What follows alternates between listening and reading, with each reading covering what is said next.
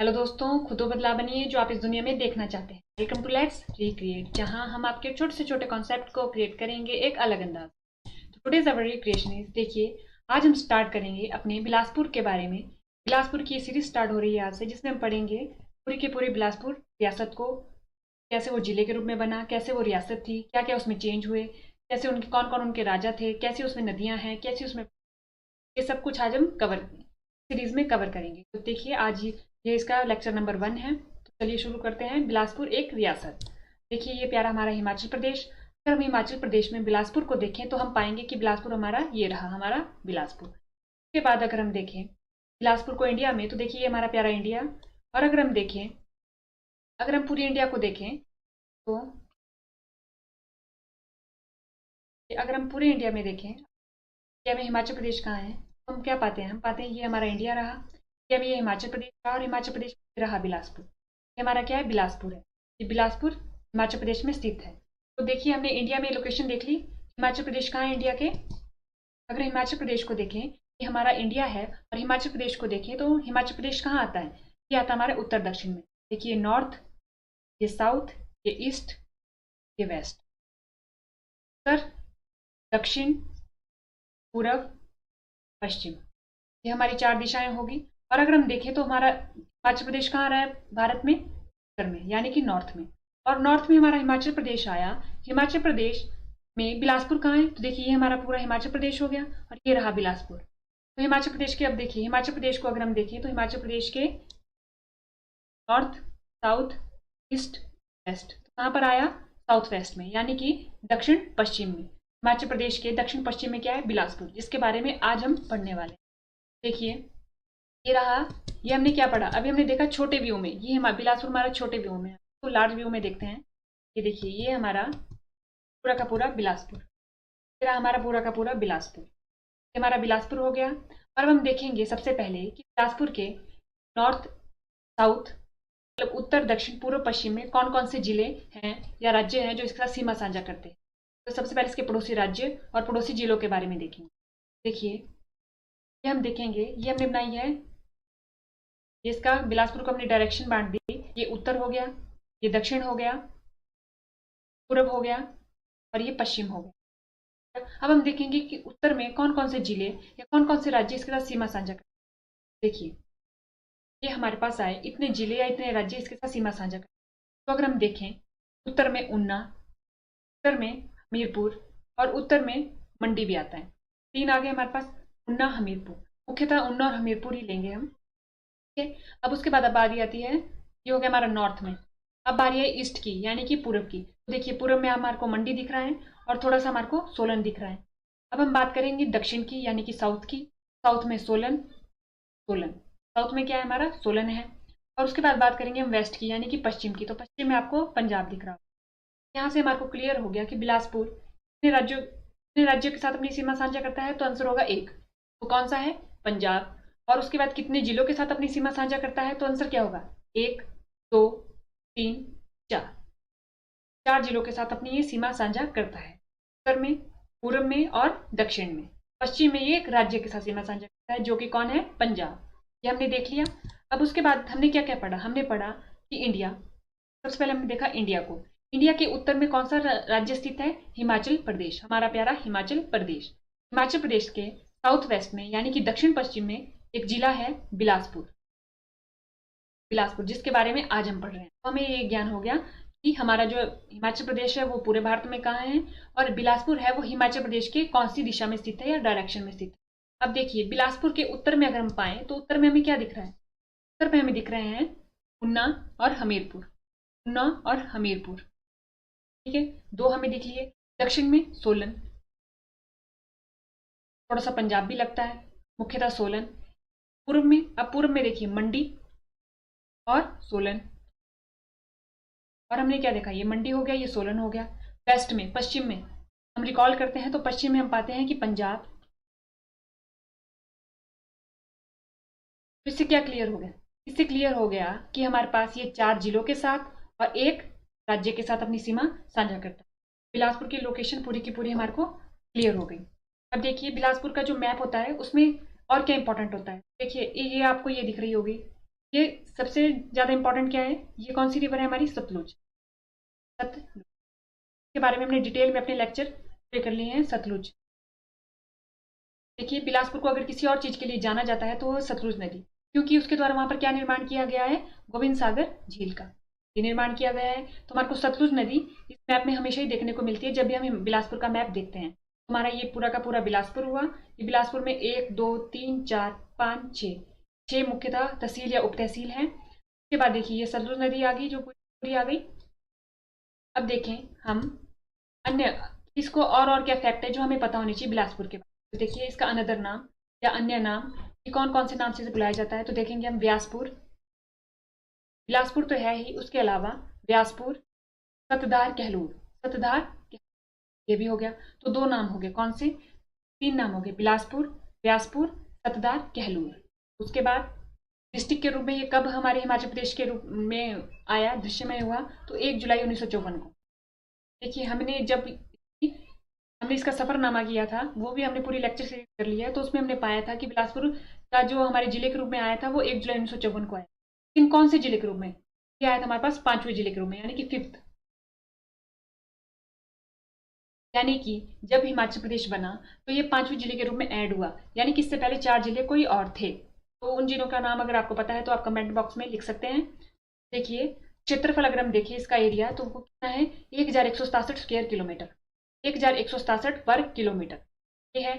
और अगर हम पाएंगे कि जिला पूरे हिमाचल प्रदेश का, देखिए अगर हम हिमाचल प्रदेश को देखें, अगर हिमाचल प्रदेश का अगर हम रफली मैप बनाएं, ये पूरा हिमाचल प्रदेश है और हिमाचल प्रदेश के ये आया यहाँ पे बिलासपुर, ये इसका हिमाचल प्रदेश का पूरा ये क्या हो गया, बिना जैसे ये मान लीजिए ये हमारा हिमाचल प्रदेश, अगर हम इसका एरिया देखें तो ये 100% है इस वक्त। बिलासपुर के आने से 100% में से इसने कितना एरिया ऑक्यूपाई किया, तो वो क्या है, इसने 2.10%। तो ये भी पूछा जाता है कि ये कितने परसेंट है पूरे हिमाचल प्रदेश के क्षेत्रफल का, तो 2.10%, 2.10%। ये आ गया, तो ये हमारा क्या हो गया, एरिया के हिसाब से कौन से नंबर पे आता है जिलों में। हमारे देखिए हिमाचल प्रदेश में कितने जिले हैं, 12 जिले हैं। तो सबसे कम क्षेत्रफल वाला जिला कौन सा है, सबसे कम एरिया जिसका होगा वो है हमीरपुर। उसका एरिया कितना है हिमाचल प्रदेश के क्षेत्रफल का, 2.01%। देखिए अब इसमें यहाँ पर कंफ्यूजन होने की संभावना क्यों ज्यादा है, अगर आप देख रहे होंगे, अगर मैं बिलासपुर का लिखूं यहाँ पर कितना है, 2.10% ये हमारे बिलासपुर का है, और अगर हम हमीरपुर का लिखूं तो 2.01%। देखिए दो दो तो सेम है, लेकिन यहाँ पर अंतर आ रहा है, और यही ऑप्शन में आपको हम लिखेंगे बिलासपुर का क्षेत्रफल और उसकी जगह ये लिख देंगे, और यहीं से हमारा क्वेश्चन जो है वो गलत हो जाएगा। तो हमें याद रखना है कि कितना है, 2.10%। ठीक है, और क्षेत्रफल की दृष्टि से कौन से नंबर पे आता है, तो 11वें नंबर पर, 11th नंबर पे क्षेत्रफल की दृष्टि से आता है। अब उसके बाद पॉपुलेशन डेंसिटी, जनसंख्या घनत्व, अगर जनसंख्या घनत्व देखें तो 327, हमारा बिलासपुर का जनसंख्या घनत्व कितना है, 327। ये बिलासपुर का जनसंख्या घनत्व है 327, और जनसंख्या घनत्व के हिसाब से ये 4th नंबर पे आता है। जनसंख्या घनत्व के हिसाब से ये थर्ड नंबर पे आता है, सॉरी 3rd नंबर पे आता है, जनसंख्या घनत्व के हिसाब से 3rd नंबर पे आता है। और उसके बाद अगर हम देखें साक्षरता दर, लिटरेसी रेट, तो लिटरेसी रेट है इसका 84.59% है, 84.59%, और ये उस हिसाब से 4th नंबर पे आता है ओवरऑल हिमाचल प्रदेश। सबसे ज्यादा लिटरेसी रेट कितना है, हमीरपुर का है। देखिए ये 4th नंबर पे आता है लिटरेसी रेट के अकॉर्डिंग, पॉपुलेशन डेंसिटी के अकॉर्डिंग ये 3rd नंबर पे आता है, क्षेत्रफल के अकॉर्डिंग ये 11th नंबर पे आता है, और डिस्ट्रिक्ट के रूप में ये 5th डिस्ट्रिक्ट बनी थी हमारी हिमाचल प्रदेश। और इसके अन्य नाम व्यासपुर, सतधार, कहलूर, सत कहलूर। आज हम शुरू करेंगे ज्योग्राफी ऑफ बिलासपुर, यानी कि बिलासपुर का भूगोल। ये बिलासपुर के भूगोल में हमें क्या क्या पढ़ने की जरूरत होती है। देखिए हम कवर करेंगे hills, famous valleys, river system, spring, tank और टोबा, ये हम सब कुछ अपना इसमें कवर करेंगे। अगर हम सबसे पहले स्टार्ट करेंगे हम हिल्स। देखिए सबसे पहले हमें पता होनी चाहिए कि हिल या पहाड़ी होती क्या है। पहाड़ी के लिए 2 कंडीशनें होती है। सबसे पहली तो पीक, यानी कि चोटी, किसी भी स्थान की चोटी होनी चाहिए, यानी कि कोई ऐसा कोई फ्लैट सरफेस होगा उसे हम पहाड़ी नहीं बोलेंगे, क्या होनी चाहिए, एक चोटी होनी चाहिए। और हाइट कितनी होनी चाहिए समुद्र तल से, 300 से लेकर 1500 मीटर, इतनी हाइट होनी चाहिए, तब वो क्या कहलाएगी, पीक या पहाड़ी कहलाएगी। अब देखिए पहाड़ियों को अगर हम एक साथ, कोई पहाड़ियों की रेंजेस एक साथ हो, तो अगर 3-4 पहाड़ी एक साथ हो तो क्या बोल दिया जाता है, रेंज बोल दिया जाता है।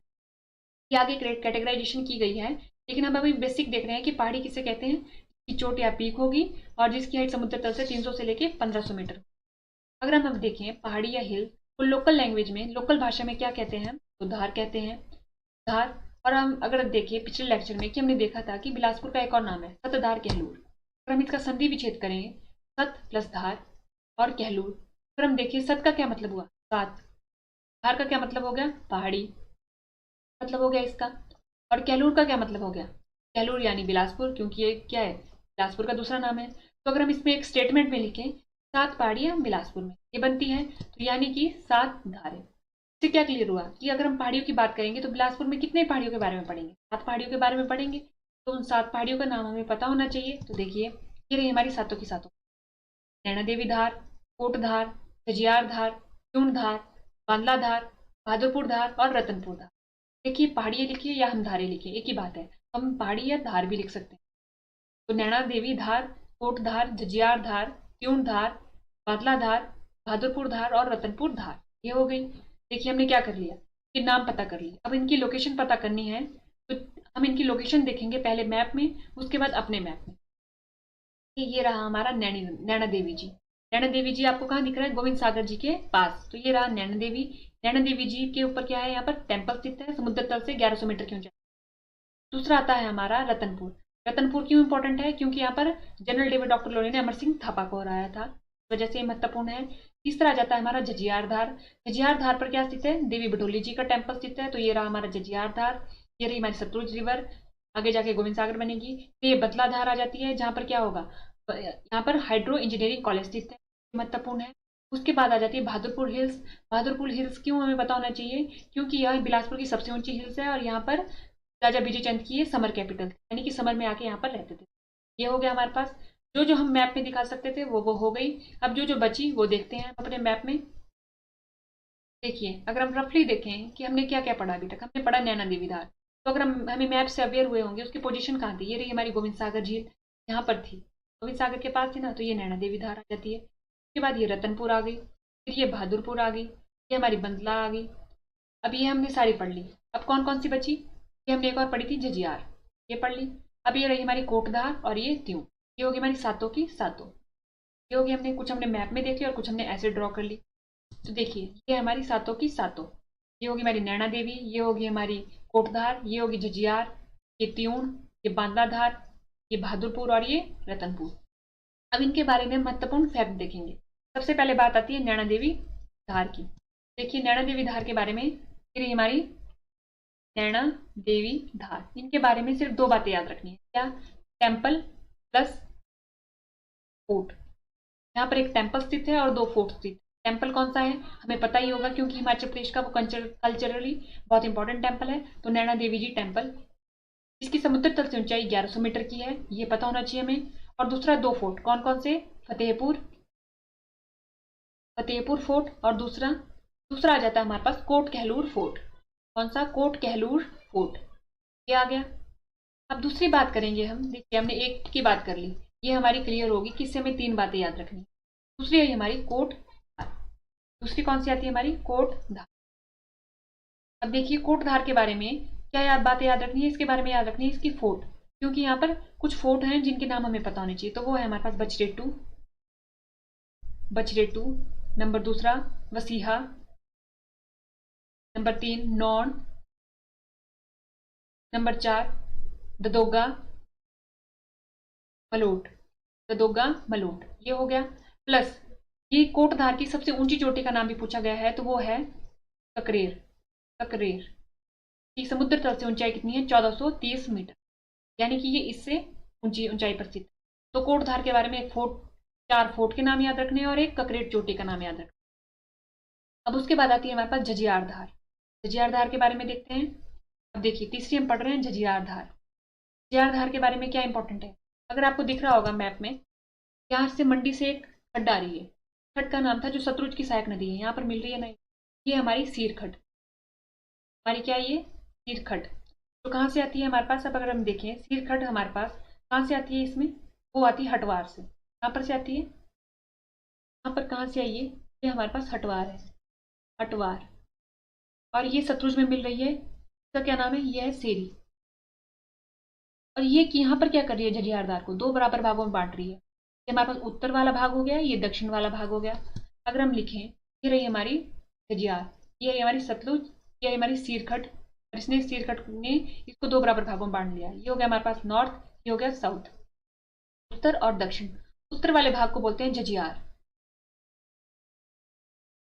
झज्जियार, और दक्षिण वाले भाग को बोलते हैं भडोल। ये हो गया, दो महत्वपूर्ण बातें देख ली। तीसरी, यहाँ पर जो दक्षिण वाला भाग है ना, यहाँ पर दो मंदिर है। कौन कौन से? देवी भडोली जी का, जिसकी लोकेशन हमने देखी थी, देवी भडोली जी का। हमारे पास गुग्गा गेडवी का, गेडवी, गेडवी, गुग्गा गेडवी, ये हो गया। अब उसके बाद हम तीसरी देखी हमने त्यून। चौथी, चौथी हम देखेंगे अब त्यून। ये हो गई हमारी, ये हो गई, ये हो गई। अब त्यून, त्यून के बारे में महत्वपूर्ण बातें क्या याद रखनी पड़ती है? के बारे में दो महत्वपूर्ण बातें याद रखनी पड़ती है बारे में, त्यून के बारे में। वो कौन सी है? देखिए, त्यून हम क्या याद रखेंगे? दो महत्वपूर्ण बातें, फोर्ट प्लस टेम्पल। तो फोर्ट के में हमें एक फोर्ट का नाम पता होना चाहिए, वो है सरयू। दूसरा है हमारे पास नौरानगढ़, नौरानगढ़ और सरयू। और टेम्पल, टेम्पल में हमें पता होना चाहिए हरमंदा देवी जी का टेम्पल और सिद्ध गुरुनाथ।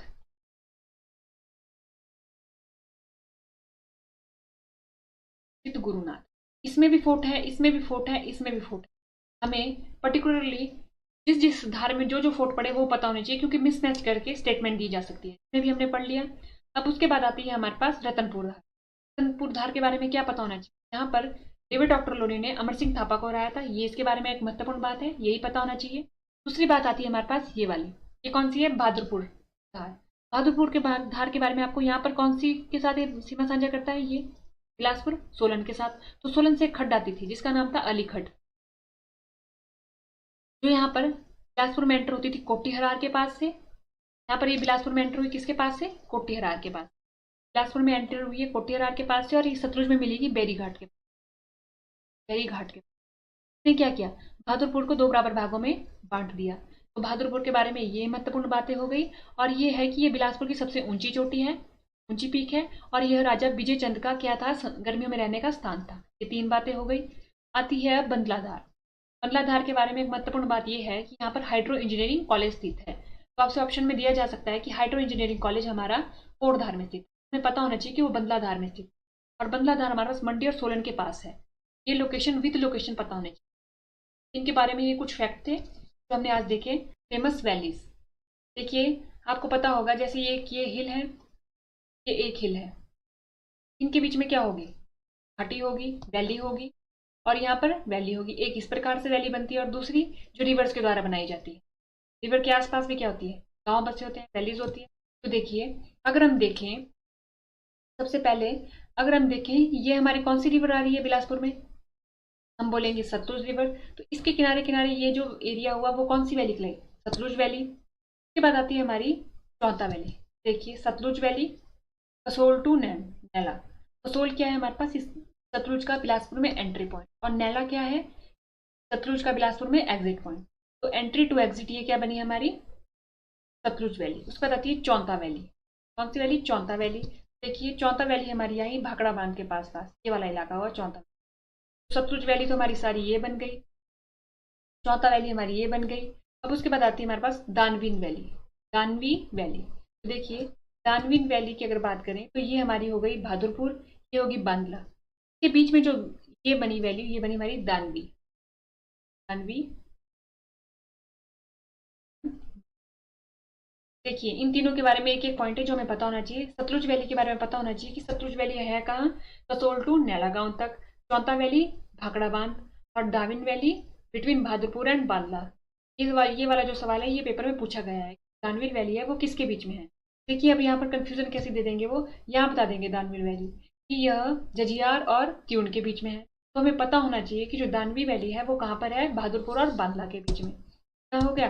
अब देखेंगे हम रिवर सिस्टम कि बिलासपुर में कौन सी नदियां हैं जिसके बारे में हमें पढ़ना चाहिए। हमने अपनी रिवर की जो सीरीज चली थी उसमें हमने एक रिवर पढ़ी थी जिसका गहरा संबंध है किससे? हमारे बिलासपुर से। तो वो कौन सी थी? वो थी हमारी सतलुज रिवर। ठीक है। तो देखिए ये आपको पता होगा कि पिंक जो है वो किसकी सीमा को डोनेट कर रहा है, ये वाला पिंक एरिया किसको डोनेट कर रहा है, देखो। तो ये सतलुज हमारे कहाँ पर बिलासपुर में कहाँ से आ रही है, मंडी से आ रही है, और छोड़ के जा रही है यहाँ पर, सॉरी थोड़ा सा ये यहाँ पर होना था क्योंकि पंजाब में जाती है यहाँ पर।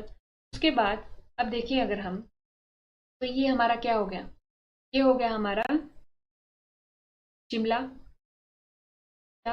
ये कुल्लू और मंडी के बॉर्डर से आई और ये बिलासपुर में एंटर कर रही है यहाँ पर, ये हमारा बिलासपुर है, ये सोलन है, ये मंडी है, ये हो गया 3, और ये शिमला है। देखिए बिलासपुर में ये हमारी रिवर है सतलुज, और सतलुज की 3 सहायक खड्डे हैं। तो हमें क्या पढ़ना है, सतलुज के बारे में पढ़ना है और हमें पढ़ना है इसकी 3 सहायक खड्डों के बारे में। तो चलिए देखते हैं। तो देखिए ये मैंने बनाया मंडी, ये हमारा शिमला, ये हमारा सोलन, ये बिलासपुर। हमारी सतलुज आ रही है मंडी से, ये हमारा कसोल गांव से, ये हो गया हमारा कसोल गांव। कसोल गांव से ये बिलासपुर में एंटर कर रही है और भाखड़ा नैला गांव के पास ही हमारे हिमाचल प्रदेश को छोड़कर पंजाब में एंटर कर रही है। अब देखिए ये सबसे पहली सहायक खड्ड हम पढ़ेंगे शीरखड्ड। कौन सी, शीरखड्ड। जो शीरखड्ड है वो हमारे पास कहाँ पर सेंटर करती है, बिलासपुर के बॉर्डर में हटवार से, और सतलुज में मिल जाती है सेरी गांव में। ये हो गया हमारे पास। और अगर हम वैसे ही बात करें गंबर खड्ड की, तो गंबर खड्ड जो है हमारे पास नेरी से एंटर करती है कहाँ पर, बिलासपुर में, और डगरान के पास मिल जाती है किसमें, सतलुज में। तीसरी आती है हमारे पास अलीखड्ड। अलीखड्ड की बात करेंगे, ये कोटिहरार के पास बिलासपुर के बॉर्डर में एंटर करती है और बेरी घाट में ये सतलुज में मिल जाती है। देखिए 6 नाम है जो वो बहुत इंपॉर्टेंट। एक कौन सा, हटवार, हटवार, सेरी, नेरी, डगरान, कोटिहरार और बेरीघाट। ये 6 नाम है जो 3 खड्डों से जुड़े हुए हैं।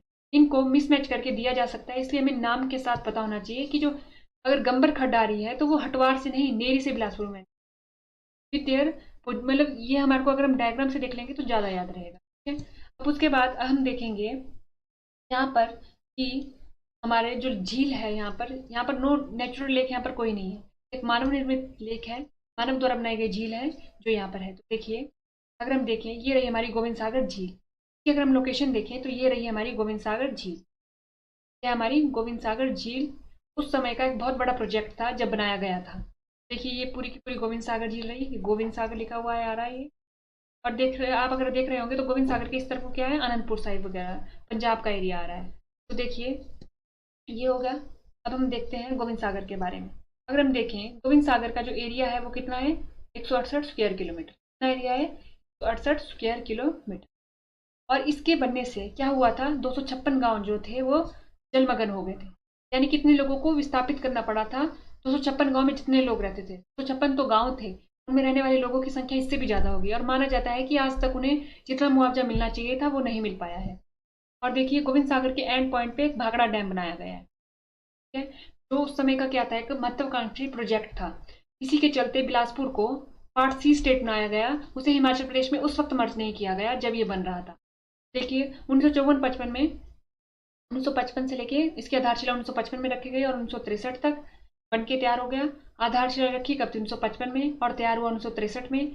पंडित नेहरू जी ने इसे क्या बोला था, new temple of resurgent India, ये हो गया। तो ये वाली स्टेटमेंट है, ये बहुत बार पेपर में पूछी गई है कि कही किसके द्वारा है, तो पंडित नेहरू जी द्वारा ये कही गई है। इसके बाद आता है हमारे पास स्प्रिंग। स्प्रिंग हमारे पास 2 है, हो गया हमारे पास लुंड जो ददरान के पास है नियर स्वारघाट, और एक बस्सी। तो ये हमारे पास क्या है, स्प्रिंग। उसके बाद आता है हमारे पास टैंक या टोबा। टैंक या टोबा हमारे पास 3 है, एक हो गया हमारे पास जगत खाना टैंक, एक हो गया स्वारघाट, और एक हो गया संगवाना टैंक। तो देखिए जो जगत खाना और स्वारघाट है ये 1874 में बनाए गए थे, और उस वक्त जो राजा थे वो थे हीराचंद जी। हीराचंद जी के द्वारा क्या बनाए गए थे, 2 टैंक। ये हमेशा पेपर में पूछे जाते हैं, और हीराचंद जी के बारे में जब भी मेंस में क्वेश्चन आता है कि हीराचंद जी के बारे में लिखिए, तो हम ये भी डाल सकते हैं कि उनके द्वारा सोशली क्या वर्क किया गया था, ये टैंक बनाए गए थे, इससे क्या होगा, लोगों को पानी की सुविधा हो जाएगी। ये भी पॉइंट भी ऐड कर सकते हैं हम अपने मेंस के पेपर। ये 2 टैंक हमें डेट याद ना रहे मेंस के लिए, लेकिन ये टैंक के नाम याद रखें, प्री के लिए तो डेट्स भी याद रखनी पड़ेगी। उसके बाद आती है संगवाना जो बनाया गया था राजा विजयचंद द्वारा, ये हो गया। अब आता है हमारे पास, ये हमने पढ़ी अब तक ज्योग्राफी, ये जो पीछे पेज पे थे ये थी हमारी सारी की सारी ज्योग्राफी से हमने जो 6 के 6 पॉइंट बनाए थे वो सारे के सारे कवर कर दिए। अब हम करेंगे कुछ ऐसे फैक्ट जिससे पेपर में क्वेश्चन आते हैं बिलासपुर के। तो देखिए फॉरेनर ट्रैवलर, कौन कौन से जो विदेशी यात्री है वो बिलासपुर में आए। और किस राजा के समय काल में आए, ये भी पूछा जाता है। तो देखिए विलियम मोरक्राफ्ट, ये आए थे 1820 में, और उस वक्त जो राजा थे वो थे महानचंद, ये पहला हो गया। युगल जर्मन व्यक्ति थे। और जीटी विग्ने, ये आए थे 1839 और 38 में, उस वक्त जो राजा थे वो थे खड़कचंद। देखिए महानचंद, खड़कचंद। उसके बाद लॉर्ड मायो आते हैं 1871 में, उस वक्त राजा थे हीराचंद।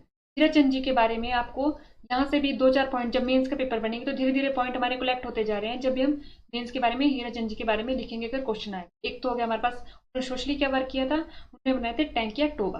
उनके वक्त, उनके समय में क्या था, फॉरनर ट्रैवल भी आए थे, जिनसे इनकी दूरदृष्टिता शो हो रही है कि हीराचंद जी के टाइम पीरियड पे क्या आए थे 1871 में, लॉर्ड मायो। ये हो गए। उसके बाद आता है अदर फैक्ट्स, जैसे देखिए मान लीजिए 1857 का रिवोल्ट हुआ, वर्ल्ड वॉर 1 हुआ, या जुगा आंदोलन हुआ, या वर्ल्ड वॉर 2 हुआ, उस समय कौन कौन से राजा थे, और ये पूछा जाता है सवाल। तो देखिए 1857 के रिवोल्ट में हीराचंद जी थे। एक और फैक्ट इनके बारे में ऐड कर लिया हमने। 1877 में दिल्ली दरबार, हीराचंद जी थे, ये एक और फैक्ट हो गया इनके बारे में। 1883 से लेकर 88 तक जो जुगा आंदोलन हुआ था उसमें अमरचंद जी थे, मतलब उस समय राजा अमरचंद जी। 1914 से लेकर 1918 में जो वर्ल्ड वॉर 1 हुआ, उस वक्त राजा विजय चंद, डी भी लिख सकते हैं या बी भी लिख सकते हैं, विजय चंद जी थे, ठीक है। उसके बाद आता है हमारे पास वर्ल्ड वॉर 2 में आनंद चंद जी थे। देखिए ये वाले फैक्ट हैं, ये आपको पूछे ही जाते हैं, मैच द फॉलोइंग में आ सकता है।